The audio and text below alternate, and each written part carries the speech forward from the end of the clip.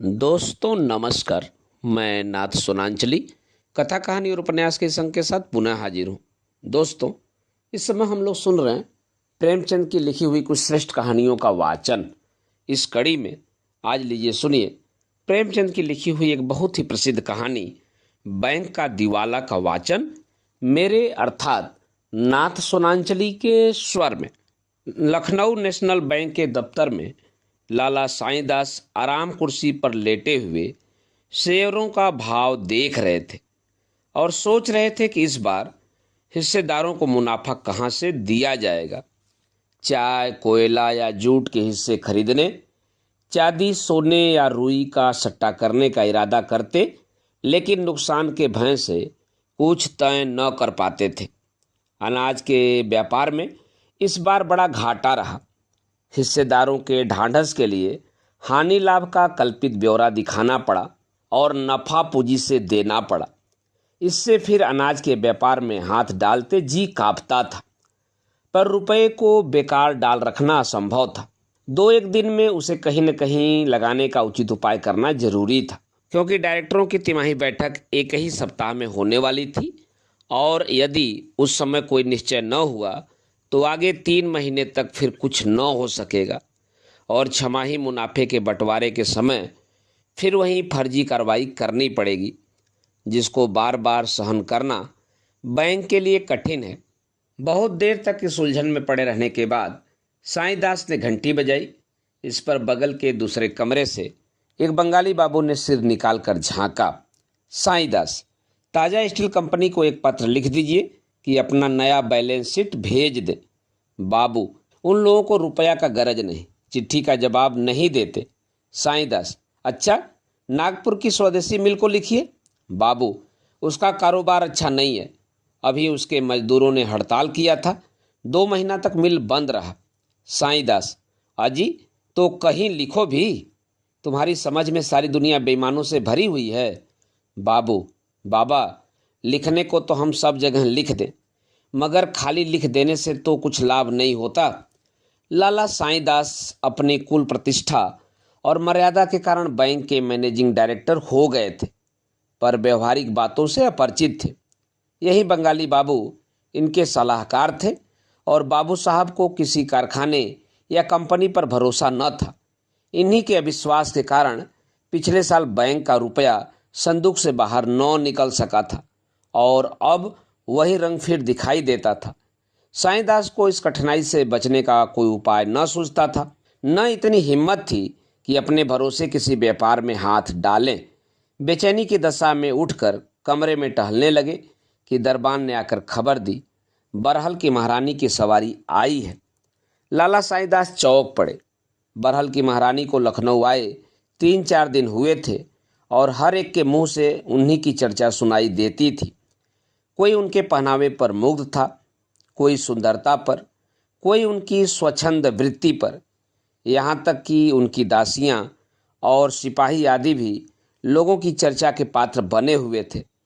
Royal hotel के द्वार पर दर्शकों की भीड़ लगी रहती है। कितने ही शौकीन बेफिक्रे लोग इतर फरोश, बजाज या तंबाकूकर का वेश धर कर उनका दर्शन कर चुके थे।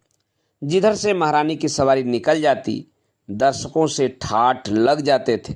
वाह वाह, क्या शान है!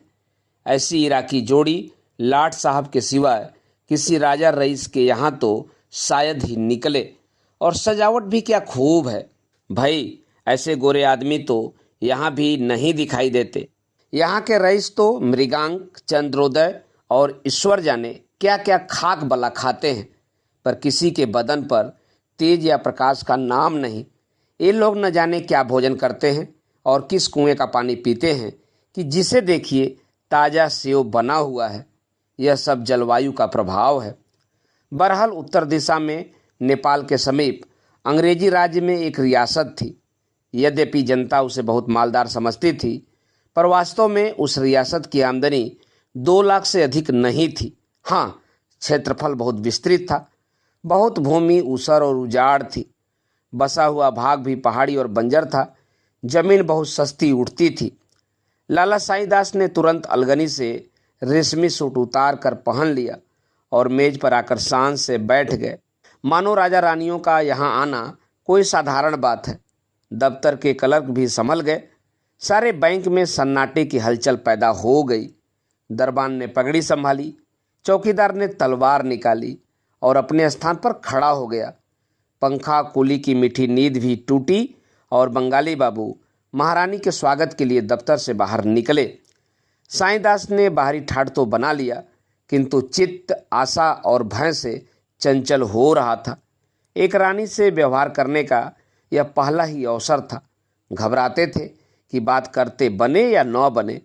रईसों का मिजाज आसमान पर होता है, मालूम नहीं मैं बात करने में कहीं चूक जाऊं। उन्हें इस समय अपने में एक कमी मालूम हो रही थी।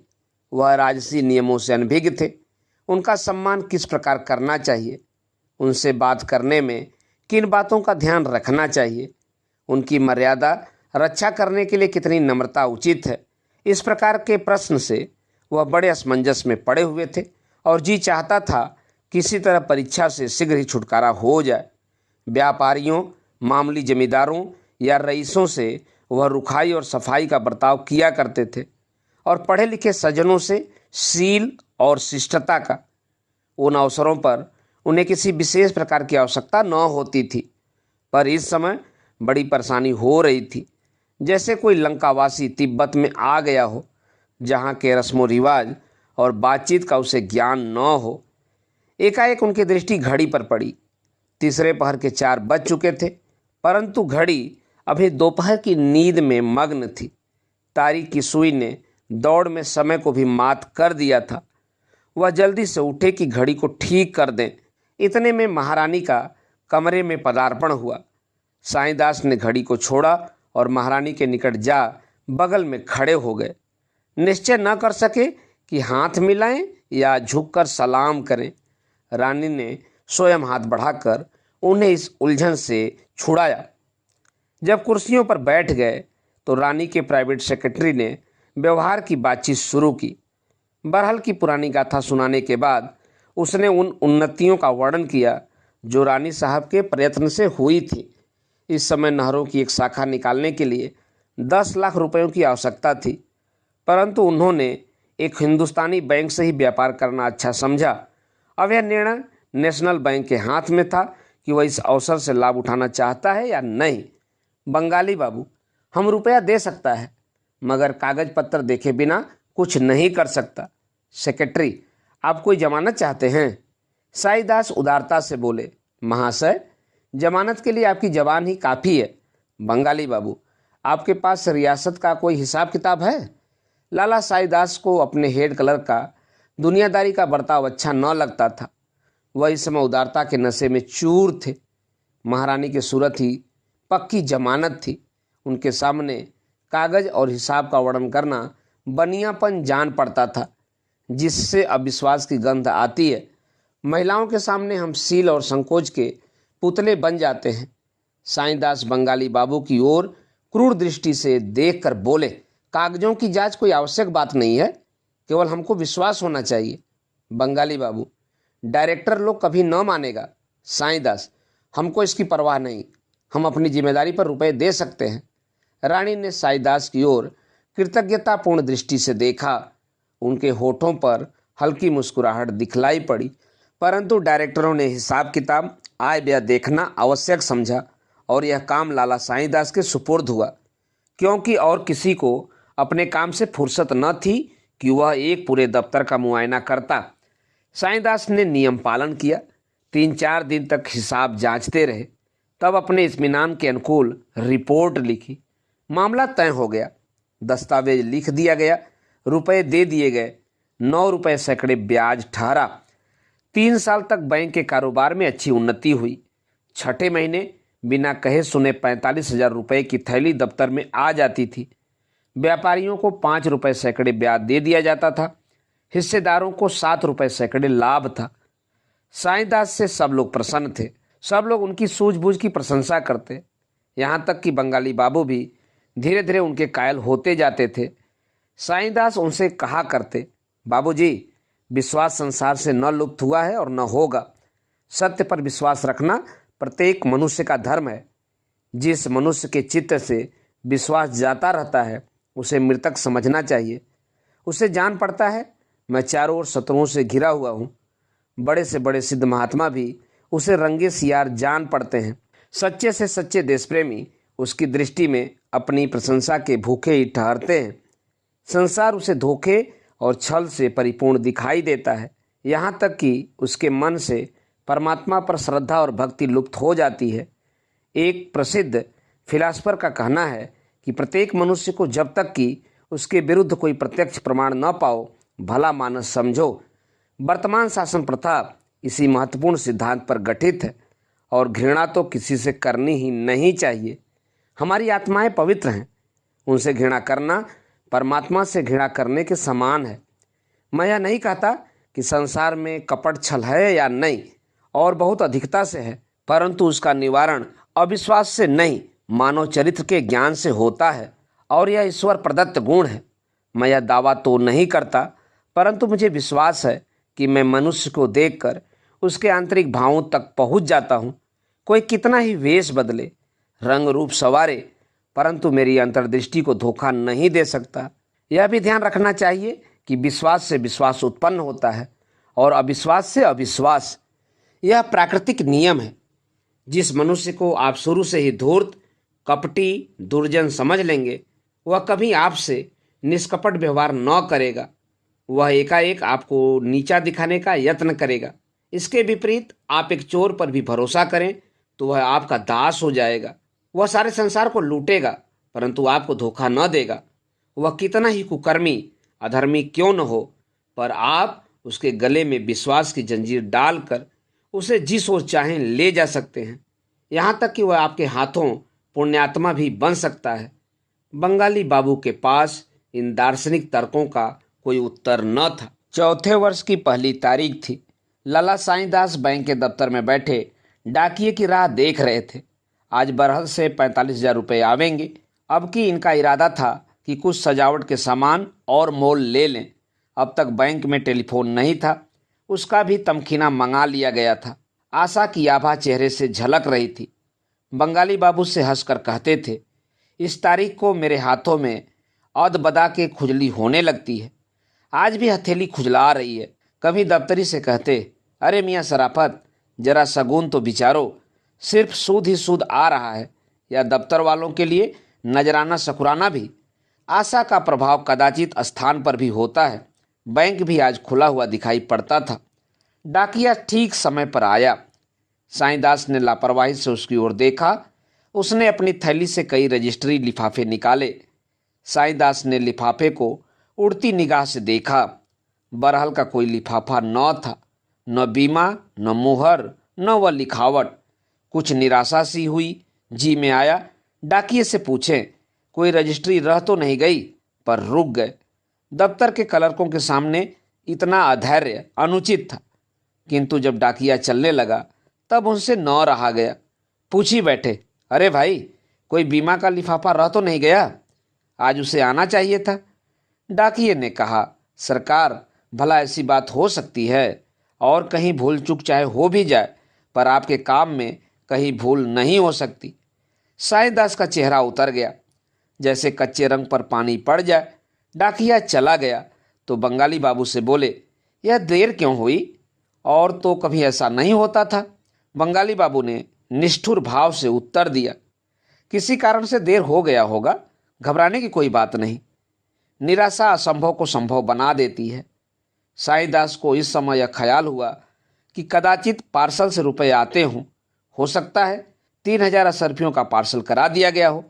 यद्यपि इस विचार को औरों पर प्रकट करने का उन्हें साहस न हुआ, पर उन्हें यह आशा उस समय तक बनी रही जब तक पार्सल वाला डाकिया वापस नहीं गया।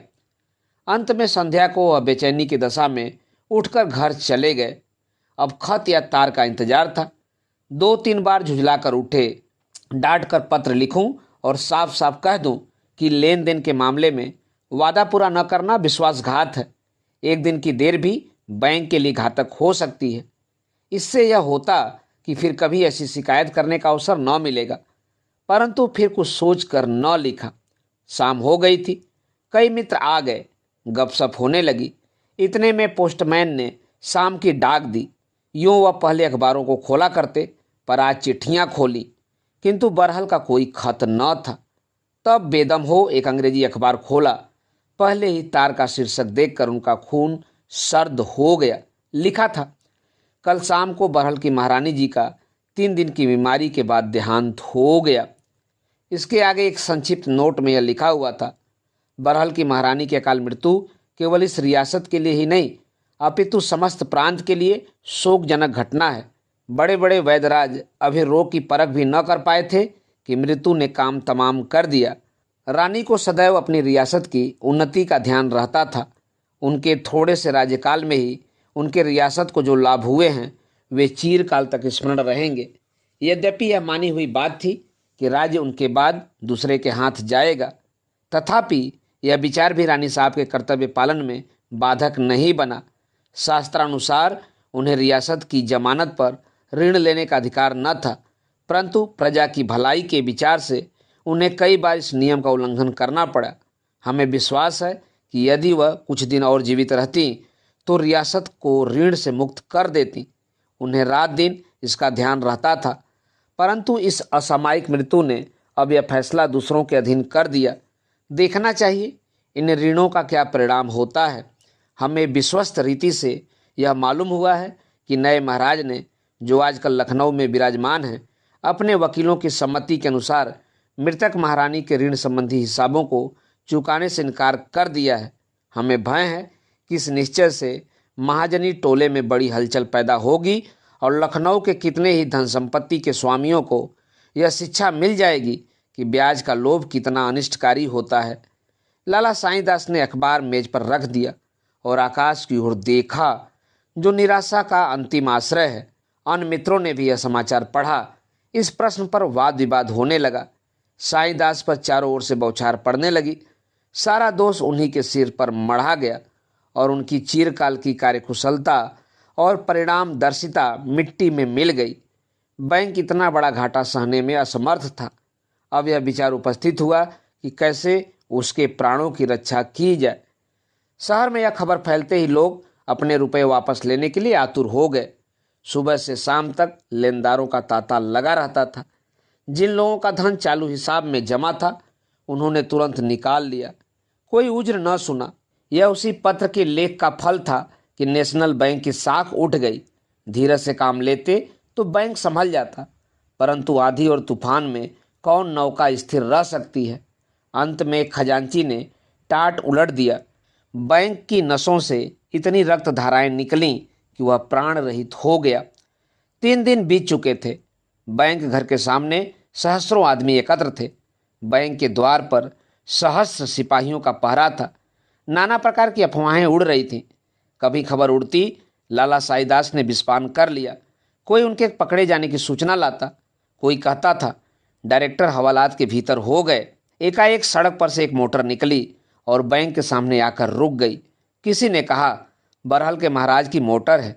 इतना सुनते ही सैकड़ों मनुष्य मोटर की ओर घबराए हुए दौड़े और उन लोगों ने मोटर को घेर लिया।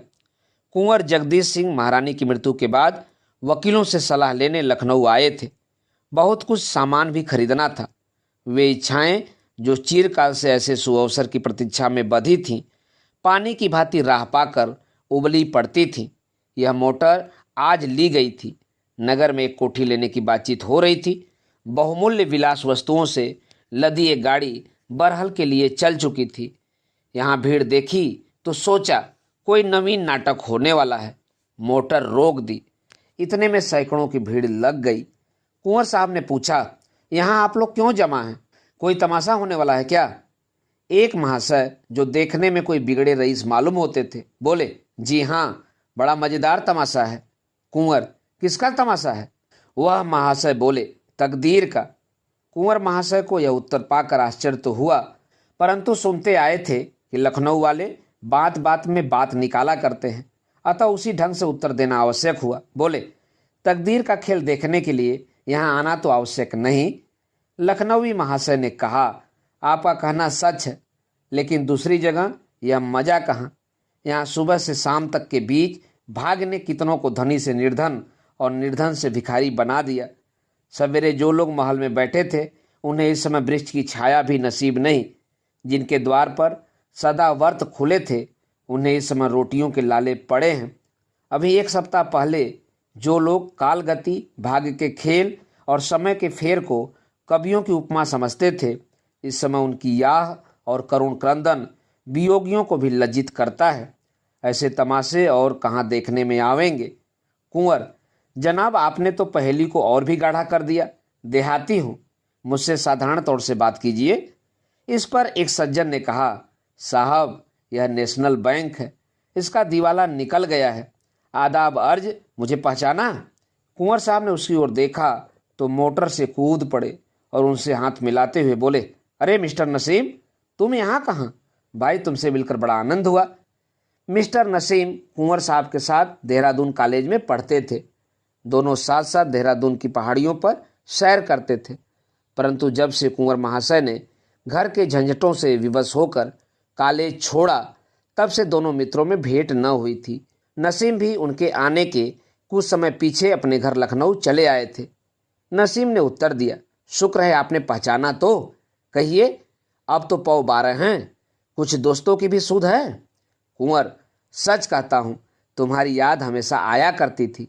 कहो, आराम से तो हो, मैं रॉयल होटल में टिका हूँ, आ जाओ तो इत्मीनान से बातचीत हो। नसीम, जनाब इत्मीनान तो नेशनल बैंक के साथ चला गया, अब तो रोजी की फिक्र सवार है।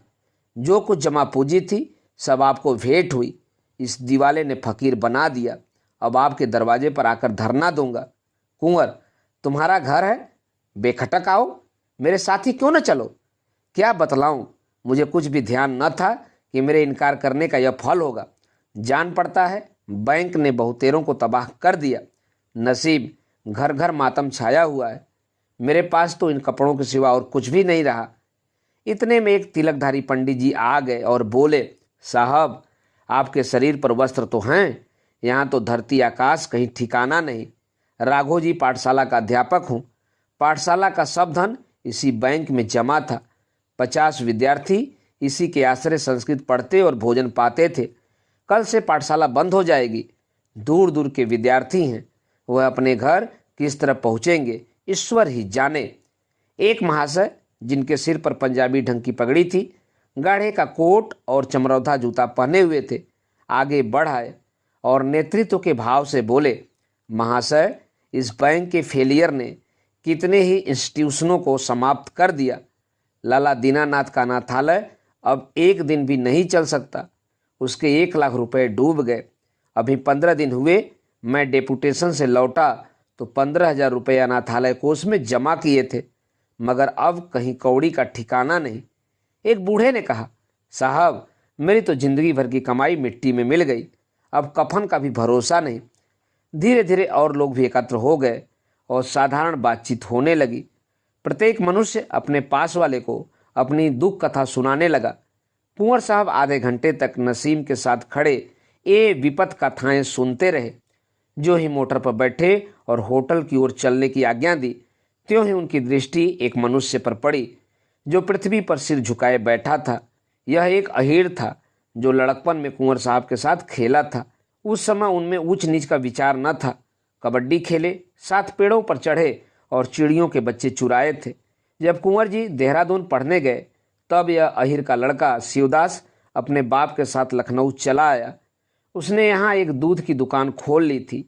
कुंवर साहब ने उसे पहचाना और उच्च स्वर से पुकारा, अरे शिवदास इधर देखो। शिवदास ने बोली सुनी, परंतु सिर ऊपर न उठाया। वह अपने स्थान पर बैठा ही कुंवर साहब को देख रहा था। बचपन के वे दिन याद आ रहे थे जब वह जगदीश के साथ गुल्ली डंडा खेलता था, जब दोनों बुढ़े गफूर मियाँ को मुंह चिढ़ाकर घर में छिप जाते थे, जब वह इशारों से जगदीश को गुरुजी के पास से बुला लेता और दोनों रामलीला देखने चले जाते थे।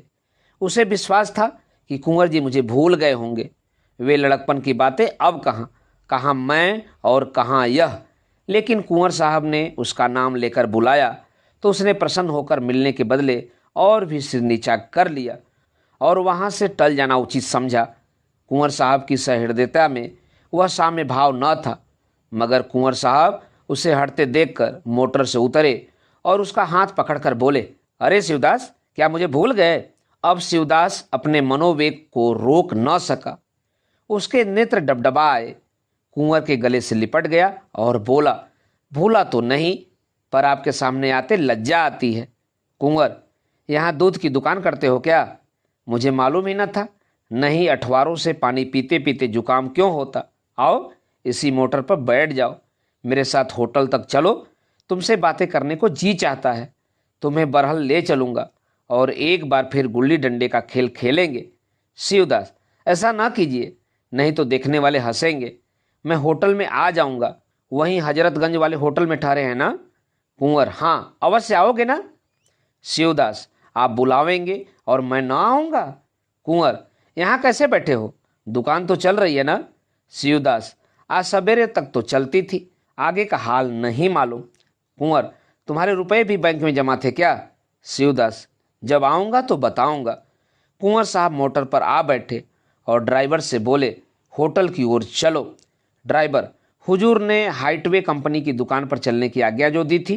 कुंवर, अब उधर न जाऊंगा। ड्राइवर, जेकब साहब बैरिस्टर के यहाँ भी न चलेंगे? कुंवर झुलाकर, नहीं, कहीं मत चलो, मुझे सीधे होटल पहुंचाओ। निराशा और विपत्ति के इन दृश्यों ने जगदीश सिंह के चित्त में यह प्रश्न उपस्थित कर दिया था कि अब मेरा क्या कर्तव्य है।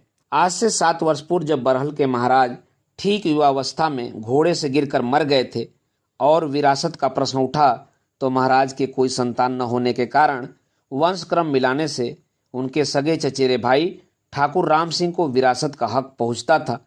उन्होंने दावा किया, लेकिन न्यायालयों ने रानी को ही हकदार ठहराया। ठाकुर साहब ने अपीलें की, प्रीवी काउंसिल तक गए, परंतु सफलता न हुई। मुकदमेबाजी में लाखों रुपए नष्ट हुए। अपने पास की मिल्कियत भी हाथ से जाती रही, किंतु हार कर भी वह चैन से न बैठे। सदैव विधवा रानी को छेड़ते रहे। कभी आसामियों को भड़काते, कभी आसामियों से रानी की बुराई करते, कभी उन्हें जाली मुकदमों में फंसाने का उपाय करते। परंतु रानी बड़े जीवट की स्त्री थी। वह भी ठाकुर साहब के प्रत्येक आघात का मुंहतोड़ उत्तर देती। हाँ, इस खिस्तान में उन्हें बड़ी बड़ी रकमें अवश्य खर्च करनी पड़ती थी। असामियों से रुपए न वसूल होते, इसलिए उन्हें बार बार ऋण लेना पड़ता था, परंतु कानून के अनुसार उन्हें ऋण लेने का अधिकार न था। इसीलिए उन्हें या तो इस व्यवस्था को छिपाना पड़ता या सूद की गहरी दर स्वीकार करनी पड़ती थी। कुंवर जगदीश सिंह का लड़कपन तो लाड़ प्यार से बीता था, परंतु जब ठाकुर राम सिंह मुकदमेबाजी से बहुत तंग आ गए और यह संदेह होने लगा कि कहीं रानी की चालों से कुंवर साहब का जीवन संकट में न पड़ जाए, तो उन्होंने विवश होकर कुंवर साहब को देहरादून भेज दिया। कुंवर साहब वहाँ 2 वर्ष तक तो आनंद से रहे, किंतु ज्यों ही कॉलेज की प्रथम श्रेणी में पहुँचे कि पिता परलोकवासी हो गए। कुंवर साहब को पढ़ाई छोड़नी पड़ी। बरहल चले आए। सिर पर कुटुंब पालन और रानी से पुरानी शत्रुता के निभाने का बोझ आ पड़ा। उस समय से महारानी के मृत्युकाल तक उनकी दशा बहुत गिरी रही। ऋण या स्त्रियों के गहनों के सिवा और कोई आधार न था। उस पर कुल मर्यादा की रक्षा की चिंता भी थी। ये 3 वर्ष तक उनके लिए कठिन परीक्षा के समय थे। आए दिन साहूकारों से काम पड़ता था। उनके निर्दय बाणों से कलेजा छिद गया था। हाकिमों के कठोर व्यवहार और अत्याचार भी सहने पड़ते, परंतु सबसे हृदय विदारक अपने आत्मीजनों का बर्ताव था, जो सामने बात न करके बगली चोटें करते थे। मित्रता और ऐक्य की आड़ में कपट हाथ चलाते थे। इन कठोर यातनाओं ने कुंवर साहब को अधिकार, स्वेच्छाचार और धन संपत्ति का जानी दुश्मन बना दिया था। वह बड़े भावुक पुरुष थे। संबंधियों की अकृपा और देश बंधुओं की दुर्नति उनके हृदय पर काला चिन्ह बनाती जाती थी।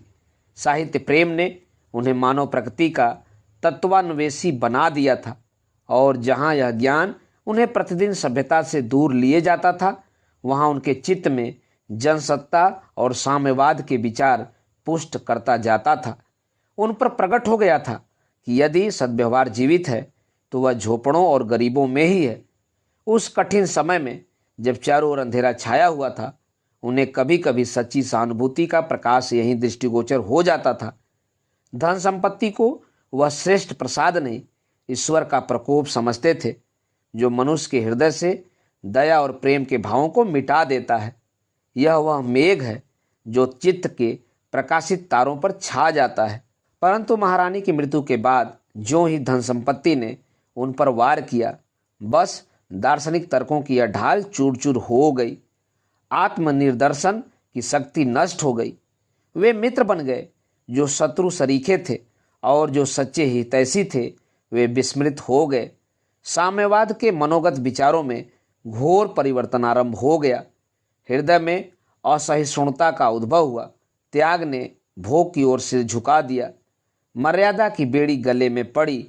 वे अधिकारी जिन्हें देखकर उनके तेवर बदल जाते थे, अब उनके सलाहकार बन गए। दीनता और दरिद्रता को जिनसे उन्हें सच्ची सहानुभूति थी, देखकर अब वो आंखें मूंद लेते थे। इसमें संदेह नहीं कि कुंवर साहब अब भी साम्यवाद के भक्त थे, किंतु उन विचारों को प्रकट करने में वह पहले किसी स्वतंत्रता न थी। विचार अब व्यवहार से डरता था। उन्हें कथन को कार्य रूप में परिणित करने का अवसर प्राप्त था, पर अब कार्य क्षेत्र कठिनाइयों से घिरा हुआ जान पड़ता था। बेगार के वह जानी दुश्मन थे, परंतु अब बेगार को बंद करना दुष्कर प्रतीत होता था। स्वच्छता और स्वास्थ्य रक्षा के वह भक्त थे, किंतु अब धन व्यय न करके भी उन्हें अपने ग्रामवासियों की ओर से ही विरोध की शंका होती थी। असामियों से पोत उगाहने में कठोर बर्ताव को वह पाप समझते थे, मगर अब कठोरता के बिना काम चलता न जान पड़ता था। सारांश यह कि कितने ही सिद्धांत जिन पर पहले उनकी श्रद्धा थी, अब असंगत मालूम होते थे। परंतु आज जो दुखजनक दृश्य बैंक के हाथे में नजर आए, उन्होंने उनके दया भाव को जागृत कर दिया। उस मनुष्य की सी दशा हो गई जो नौका में बैठा सुरम्य तट की शोभा का आनंद उठाता हुआ किसी शमशान के सामने आ जाए, चिता पर लाशें जलती देखे, शोक संतप्तों के करुण क्रंदन को सुने और नाव से उतरकर उनके दुख में सम्मिलित हो जाए। रात के 10 बज गए थे। कुंवर साहब पलंग पर लेटे थे। बैंक के हाथे का दृश्य आंखों के सामने नाच रहा था। वहीं बिलाप ध्वनि कानों में आ रही थी। चित्त में प्रश्न हो रहा था, क्या इस विडंबना का कारण मैं ही हूं? मैंने तो वही किया जिसका मुझे कानूनन अधिकार था। यह बैंक के संचालकों की भूल है जो उन्होंने बिना पूरी जमानत के इतनी रकम कर्ज दे दी। लेनदारों को उन्हीं की गर्दन नापनी चाहिए। मैं कोई खुदाई फौजदार नहीं हूं कि दूसरों की नादानी का फल भोगूं। फिर विचार पलटा। मैं नाहक इस होटल में ठहरा। 40 रुपये प्रतिदिन देने पड़ेंगे। कोई 400 रुपये के मत्थे जाएगी। इतना सामान भी व्यर्थ ही लिया। क्या आवश्यकता थी? मखमली गद्दे की कुर्सियों या शीशे की सजावट से मेरा गौरव नहीं बढ़ सकता। कोई साधारण मकान 5 रुपये पर ले लेता तो क्या काम न चलता? मैं और साथ के सब आदमी आराम से रहते। यही न होता कि लोग निंदा करते। इसकी क्या चिंता? जिन लोगों के मत्थे यह ठाठ कर रहा हूं, वे गरीब तो रोटियों को तरसते हैं। यही 10-12 हजार रुपये लगाकर कुएं बनवा देता तो सहस्रों दिनों का भला होता। अब फिर लोगों के चकमे में न जाऊंगा। यह मोटर कार व्यर्थ है। मेरा समय इतना महंगा नहीं कि आधे घंटे की किफ़ायत के लिए 200 रुपये महीने का खर्च बढ़ा लूं। फाका करने वाले असामियों के सामने मोटर दौड़ाना उनकी छातियों पर मूंग दलना है, माना कि वे रोब में आ जाएंगे। जिधर से निकल जाऊंगा सैकड़ों स्त्रियां और बच्चे देखने के लिए खड़े हो जाएंगे। मगर केवल इतने ही दिखावे के लिए इतना खर्च बढ़ाना मूर्खता है। यदि दूसरे रईस ऐसा करते हैं तो करें, मैं उनकी बराबरी क्यों करूं? अब तक 2000 रुपये सालाना में मेरा निर्वाह हो जाता था। अब 2 के बदले 4000 बहुत हैं। फिर मुझे दूसरों की कमाई इस प्रकार उड़ाने का अधिकार ही क्या है? मैं कोई उद्योग धंधा, कोई कारोबार नहीं करता जिसका यह नफा हो। यदि मेरे पुरखों ने हठधर्मी जबरदस्ती से इलाका अपने हाथों में रख लिया तो मुझे उनके लूट के धन में शरीक होने का क्या अधिकार है? जो लोग परिश्रम करते हैं उन्हें अपने परिश्रम का पूरा फल मिलना चाहिए।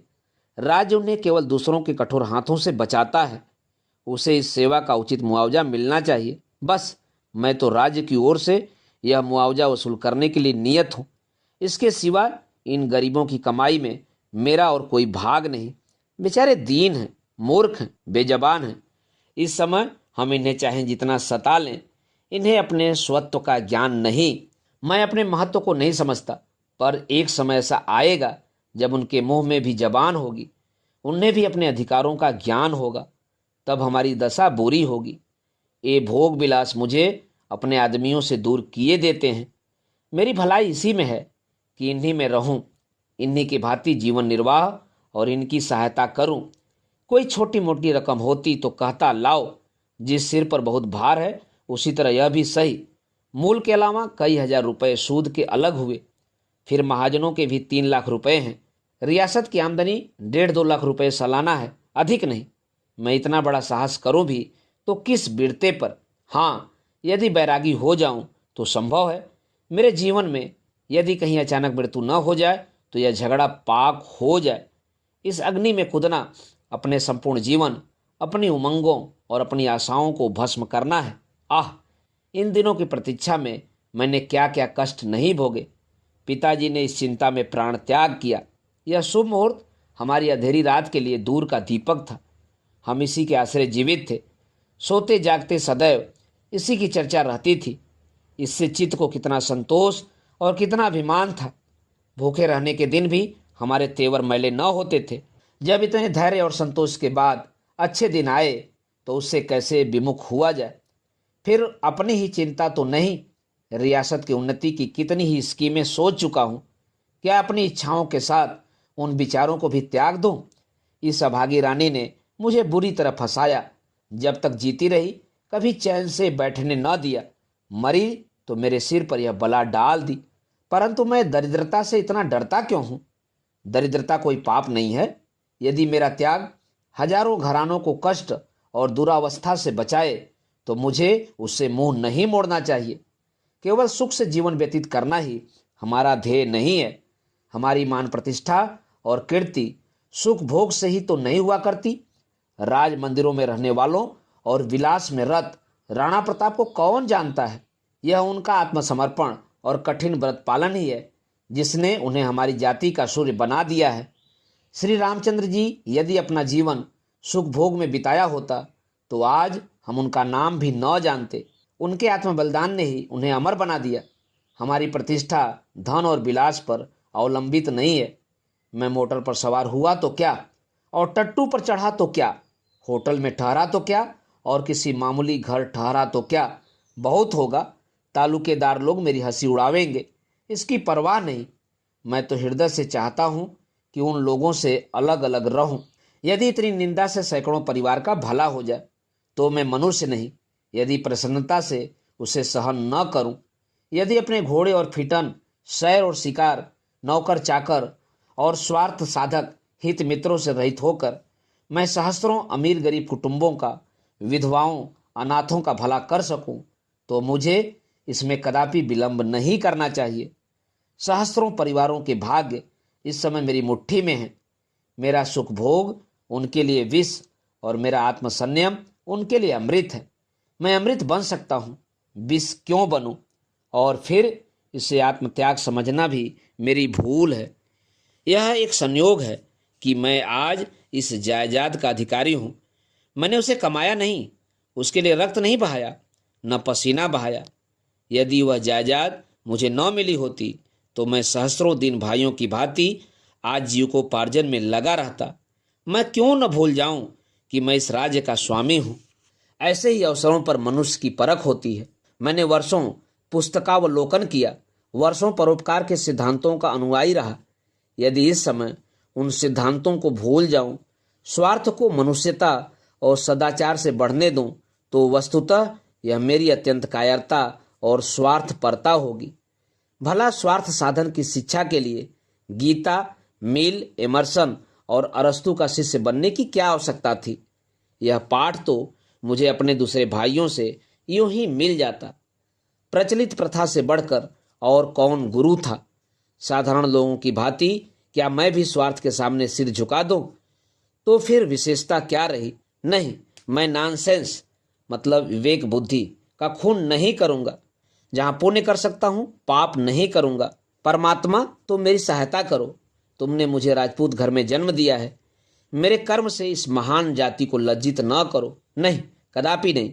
यह गर्दन स्वार्थ के सम्मुख न झुकेगी। मैं राम, भीष्म और प्रताप का वंशज हूं। शरीर सेवक न बनूंगा। कुंवर जगदीश सिंह को इस समय ऐसा ज्ञात हुआ मानो वह किसी ऊंचे मीनार पर चढ़ गए हैं। चित्त अभिमान से पूरित हो गया, आंखें प्रकाशमान हो गईं, परंतु एक ही क्षण में इस उमंग का उतार होने लगा। ऊंचे मीनार के नीचे की ओर आंखें गईं, सारा शरीर कांप उठा। उस मनुष्य की दशा हो गई जो किसी नदी के तट पर बैठा उसमें कूदने का विचार कर रहा हो। उन्होंने सोचा, क्या मेरे घर के लोग मुझसे सहमत होंगे? यदि मेरे कारण वे सहमत भी हो जाएं, तो क्या मुझे अधिकार है कि अपने साथ उनकी इच्छाओं का भी बलिदान करूं? और तो और माताजी कभी न मानेंगी और कदाचित भाई लोग भी अस्वीकार करें। रियासत की हैसियत को देखते हुए वे कम से कम 10,000 सालाना के हिस्सेदार हैं और उनके भाग में किसी प्रकार का हस्तक्षेप नहीं कर सकता। मैं केवल अपना मालिक हूं, परंतु मैं भी तो अकेला नहीं हूं। सावित्री स्वयं चाहे मेरे साथ आग में न कूदने को तैयार हो, किंतु अपने प्यारे पुत्र को इस आग के कदापि समीप न आने देगी। कुंवर महाशय और अधिक न सोच सके। वह एक विकल दशा में पलंग पर से उठ बैठे और कमरे में टहलने लगे।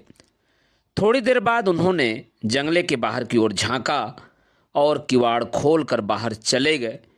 चारों ओर अंधेरा था। उनकी चिंताओं की भांति सामने अपार और भयंकर गोमती नदी बह रही थी। वह धीरे धीरे नदी के तट पर चले गए और देर तक वहां टहलते रहे। आकुल हृदय को जल तरंगों से प्रेम होता है, शायद इसलिए कि लहरें व्याकुल हैं। उन्होंने अपने चंचल चित्त को फिर एकाग्र किया। यदि रियासत की आमदनी से ये सब वृत्तियां दी जाएंगी तो रीढ़ का सूद निकलना भी कठिन होगा। मूल का तो कहना ही क्या आय में वृद्धि नहीं हो सकती? अभी अस्तबल में 20 घोड़े हैं, मेरे लिए तो एक ही काफ़ी है। नौकरों की संख्या 100 से कम न होगी, मेरे लिए 2 भी अधिक हैं। यह अनुचित है कि अपने ही भाइयों से नीच सेवाएं कराई जाएं। उन मनुष्यों को मैं अपने सिर की जमीन दे दूंगा, सुख से खेती करेंगे और मुझे आशीर्वाद देंगे। बगीचों के फल अब तक डालियों की भेंट हो जाते थे, अब मैं उन्हें बेचूंगा और सबसे बड़ी आमदनी तो बाजार की है। केवल महेशगंज के बाजार से 10,000 रुपये आते हैं। यह सब आमदनी महंत जी उड़ा जाते हैं। उनके लिए 1,000 रुपये साल होना चाहिए। अब की इस बाजार का ठेका दूंगा, 8,000 से कम न मिलेंगे। इन मदों से 25,000 रुपये की वार्षिक आय होगी। सावित्री और लड़के के लिए 1,000 रुपये काफ़ी हैं। मैं सावित्री से स्पष्ट कह दूंगा कि या तो 1,000 रुपये मासिक लो और मेरे साथ रहो, या रियासत की आधी आमदनी ले लो और मुझे छोड़ दो। रानी बनने की इच्छा हो तो खुशी से बनो, परंतु मैं राजा नहीं बनूंगा। अचानक कुंवर साहब के कानों में आवाज आई, राम नाम सत्य है। उन्होंने पीछे मुड़कर देखा। कई मनुष्य एक लाश लिए आते थे। उन लोगों ने नदी किनारे चिता बनाई और उसमें आग लगा दी। 2 स्त्रियां चिघार कर रो रही थीं। इस विलाप का कुंवर साहब के चित्त पर कुछ प्रभाव न पड़ा। वह चित्त में लज्जित हो रहे थे कि मैं कितना पाषाण हृदय हूँ। एक दिन मनुष्य की लाश जल रही है, स्त्रियां रो रही हैं और मेरा हृदय तनिक भी नहीं पसीजता। पत्थर की मूर्ति की भांति खड़ा हूँ। एक बारगी स्त्री ने रोते हुए कहा, हाय मेरे राजा, तुम्हें विष कैसे मीठा लगा। यह हृदय विदारक विलाप सुनते ही कुंवर साहब के चित्त में एक घाव सा लग गया। करुणा सजग हो गई और नेत्र अश्रुपूर्ण हो गए। कदाचित इसने विषपान करके प्राण दिए हैं। हाय, उसे विष कैसे मीठा लगा। इसमें कितनी करुणा है, कितना दुख, कितना आश्चर्य। विष तो कड़वा पदार्थ है, क्यों कर मीठा हो गया। कटु विष के बदले जिसने अपने मधुर प्राण दे दिए, उस पर कोई बड़ी मुसीबत पड़ी होगी।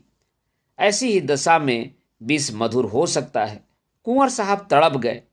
कारुणिक शब्द बार बार उनके हृदय में गूंजते थे।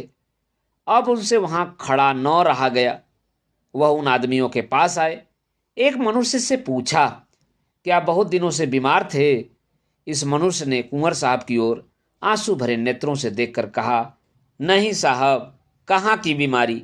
अभी आज संध्या तक भली भांति बातें कर रहे थे। मालूम नहीं संध्या को क्या खा लिया कि खून की कै होने लगी। जब तक वैद्यराज के यहाँ जाएं तब तक आंखें उलट गईं, नाड़ी छूट गई। वैद्यराज ने आकर देखा तो कहा, अब क्या हो सकता है। अभी कुल 22-23 वर्ष की अवस्था थी। ऐसा पट्ठा सारे लखनऊ में नहीं था। कुंवर, कुछ मालूम हुआ? विष क्यों खाया? उस मनुष्य ने संदेह दृष्टि से देखकर कहा, महाशय, और तो कोई बात नहीं हुई। जब से यह बड़ा बैंक टूटा है बहुत उदास रहते थे।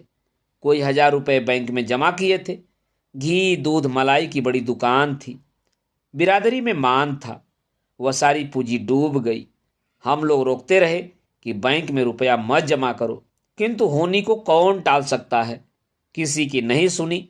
आज सवेरे स्त्री से गहने मांगते थे कि गिरवी रखकर अहीरों के दूध के दाम दे दे।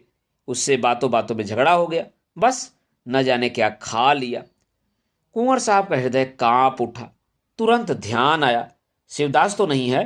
पूछा, इसका नाम शिवदास तो नहीं था? उस मनुष्य ने विस्मय से देखकर कहा, हाँ, यही नाम था। क्या आपसे जान पहचान थी?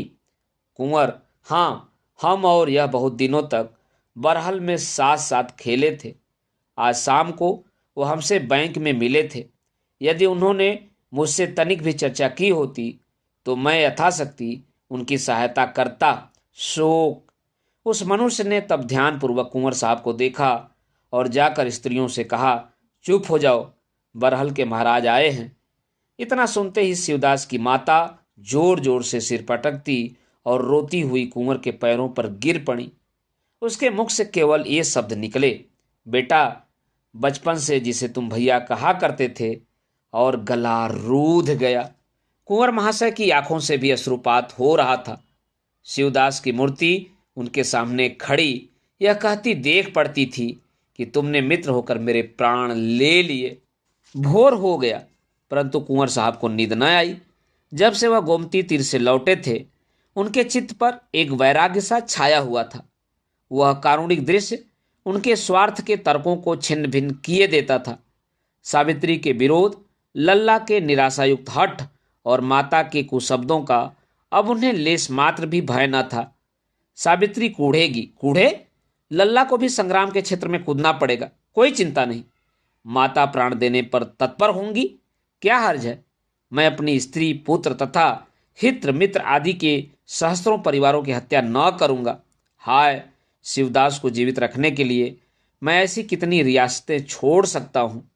सावित्री को भूखों रहना पड़े, लल्ला को मजदूरी करना पड़े, मुझे द्वार द्वार भीख मांगनी पड़े, तब भी दूसरों का गला न दबाऊंगा। अब विलंब का अवसर नहीं। न जाने आगे यह दिवाला और क्या क्या आपत्तियां खड़ी करे।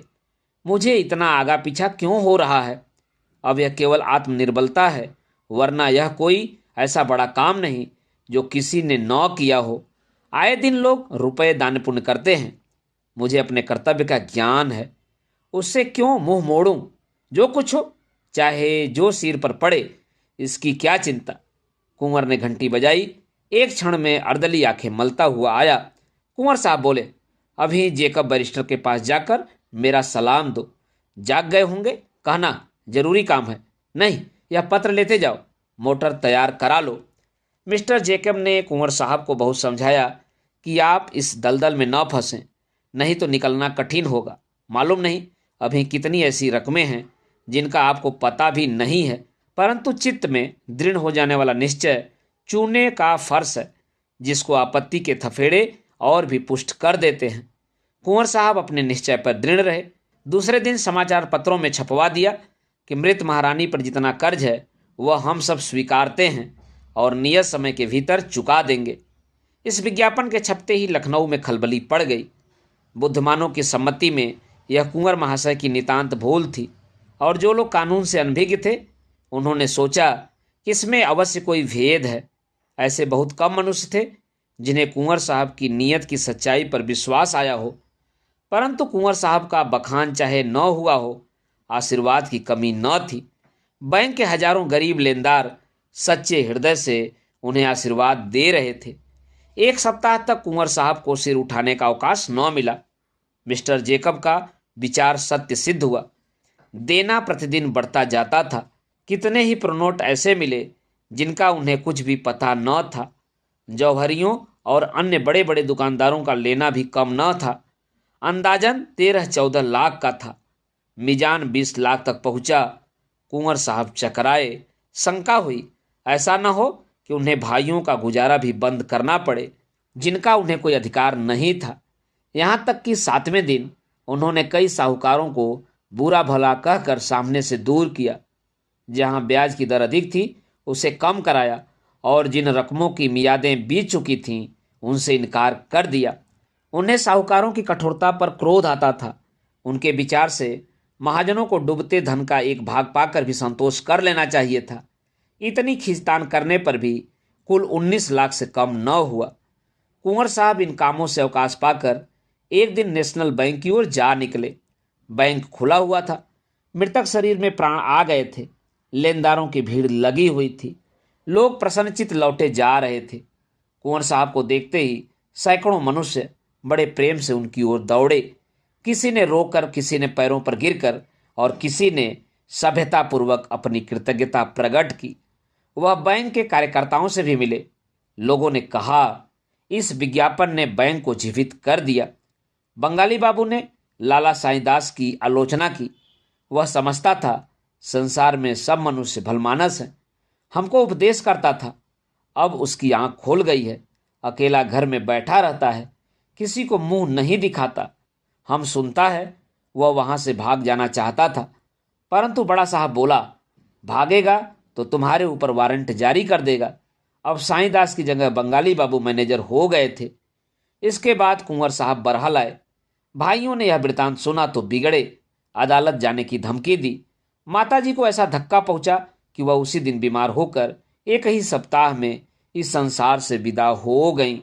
सावित्री को भी चोट लगी, पर उसने केवल संतोष ही नहीं किया, पति की उदारता और त्याग की प्रशंसा भी की।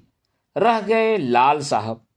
उन्होंने जब देखा कि अस्तबल के घोड़े निकले जाते हैं, हाथी मनकपुर के मेले में बिकने के लिए भेज दिए गए हैं और कहार विदा किए जा रहे हैं, तो व्याकुल हो पिता से बोले बाबूजी, यह सब नौकर घोड़े हाथी कहाँ जा रहे हैं?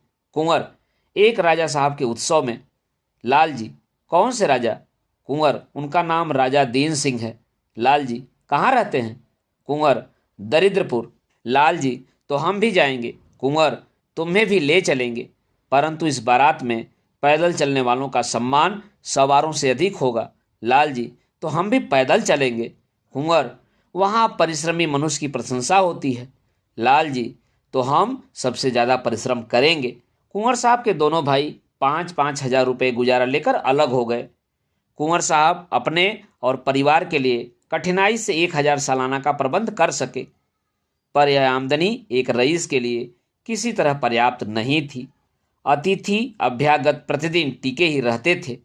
इन सबका भी सत्कार करना पड़ता था। बड़ी कठिनाई से निर्वाह होता था। इधर एक वर्ष से शिवदास के कुटुंब का भार भी सिर पर आ पड़ा, परंतु कुंवर साहब कभी अपने निश्चय पर शोक नहीं करते। उन्हें कभी किसी ने चिंतित नहीं देखा। उनका मुखमंडल धैर्य और सच्चे अभिमान से सदैव प्रकाशित रहता है। साहित्य प्रेम पहले से था, अब बागवानी से प्रेम हो गया है। अपने बाग में प्रातःकाल के शाम तक पौधों की देखरेख किया करते हैं और लाल साहब तो पक्के कृषक होते दिखाई देते हैं। अभी 9-10 वर्ष से अधिक अवस्था नहीं है, लेकिन अंधेरे मुँह खेत पहुंच जाते हैं। खाने पीने की तो जैसे सुध ही नहीं रहती। उनका घोड़ा मौजूद है, परंतु महीनों उस पर नहीं चढ़ते। उनकी यह धूम देखकर कुंवर साहब प्रसन्न होते हैं और कहा करते हैं, रियासत के भविष्य की ओर से निश्चिंत हूँ। लाल साहब कभी इस पाठ को न भूलेंगे। दोस्तों, यहाँ लाल साहब मतलब कुंवर सिंह का बेटा। घर में संपत्ति होती तो सुखभोग, शिकार, दुराचार के सिवा और क्या सूझता। संपत्ति बेचकर हमने परिश्रम और संतोष खरीदा, और यह सौदा बुरा नहीं। सावित्री इतनी संतोषी नहीं। वह कुंवर साहब के रोकने पर भी असामियों से छोटी मोटी भेंट ले लिया करती है और कुल प्रथा नहीं तोड़ना चाहती। दोस्तों, अभी आप सुन रहे थे प्रेमचंद की लिखी हुई कहानी बैंक का दिवाला का वाचन मेरे अर्थात नाथ सोनांचली के स्वर में। दोस्तों, और भी किस्से, कहानी और उपन्यास सुनने के लिए आप मेरे साथ कथा कहानी और उपन्यास के साथ जुड़े रहें। धन्यवाद। नमस्कार।